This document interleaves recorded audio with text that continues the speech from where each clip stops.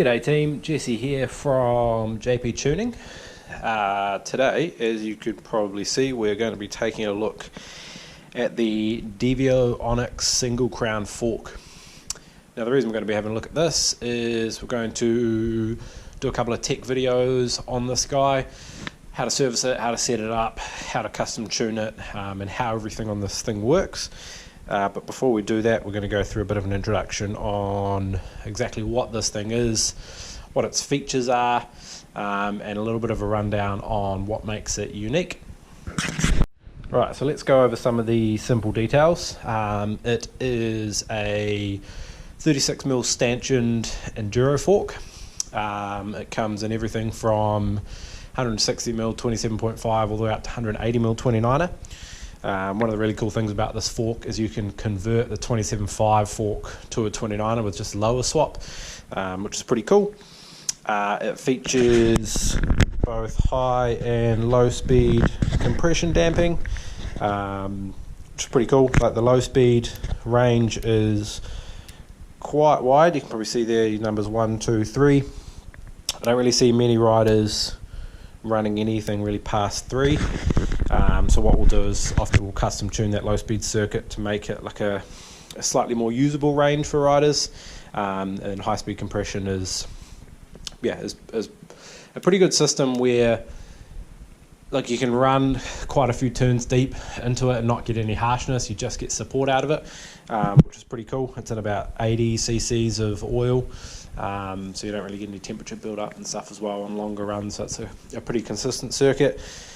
Super easy to get off and service. You basically just put the 32mm socket on that, spin the whole thing, the whole assembly comes out, dump all the damper oil, clean the compression assembly up, pop it back in, fresh oil, boom, bleed it, happy days. So yeah, that's the compression side. Obviously it's air sprung, so we fill it with air. It's got these fandangled air bleeders on the back of the lowers, which are all the rage now. So yeah, and obviously rebound adjustment down the bottom there. So one of the very unique things about this bike, about this fork, sorry, is it has a coil sprung negative chamber. So what does that mean? It means you can alter the sensitivity of this fork, and you can alter how sensitive it feels off the top. So you can essentially change the balance between the negative chamber and the positive chamber. So let's figure out how that works and what the hell that even means.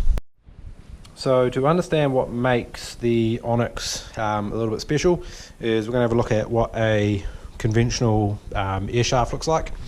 So basically this guy sits about there, and the amount of pressure that you put inside the main chamber of the fork, some of that will automatically equalize into the negative chamber.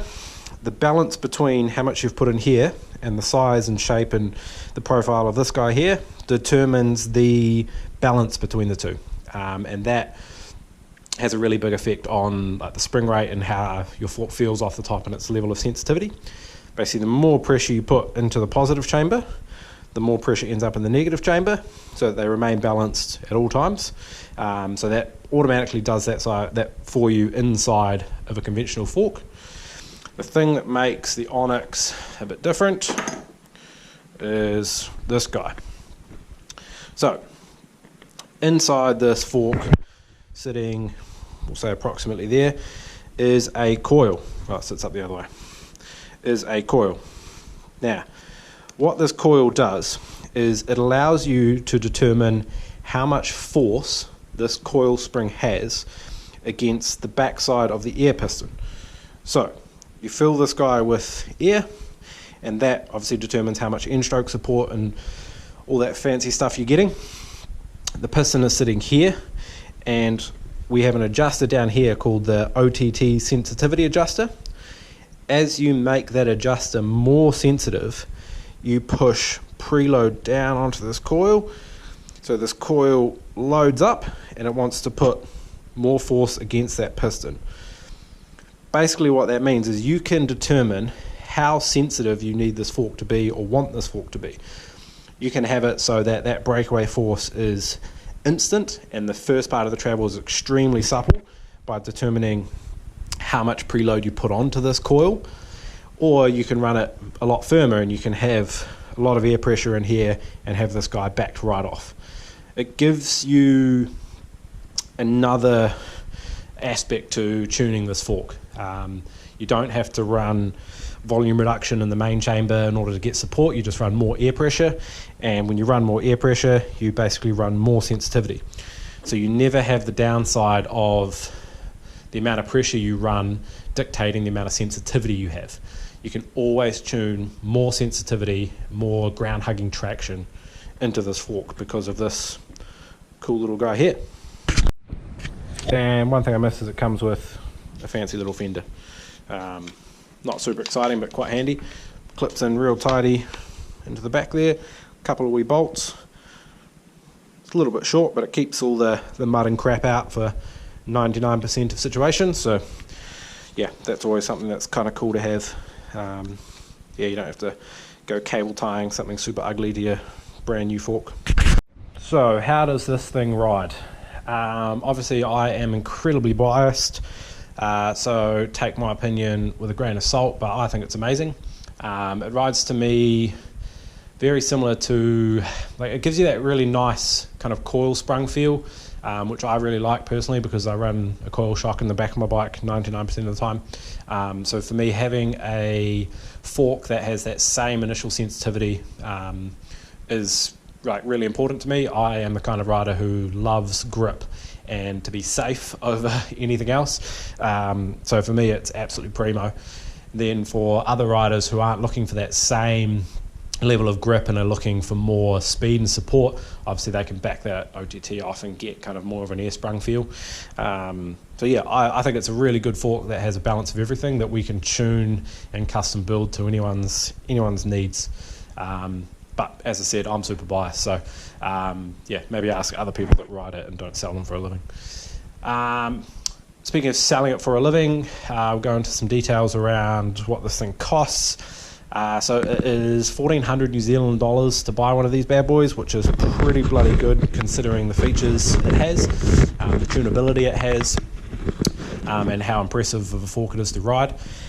For that, you get the fender, you get it custom built by me. They don't just come in a box and get shipped to your house.